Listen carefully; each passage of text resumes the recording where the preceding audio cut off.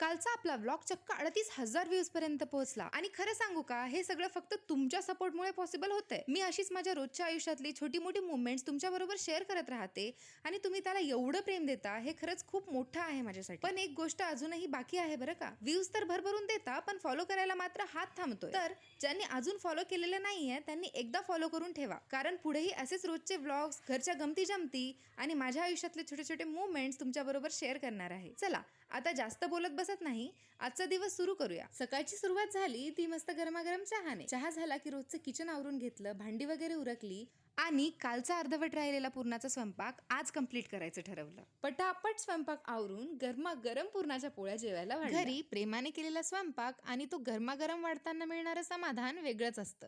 आणि खरं तर गरमागरम पुरणपोळीची चव दुप्पटच लागते. मनाला समाधान देणाऱ्या या छोट्याशा सुखात हा दिवस कधी संपला कळालंच नाही. चला उद्या भेटूयात अशाच एका नवीन व्लॉग सोबत.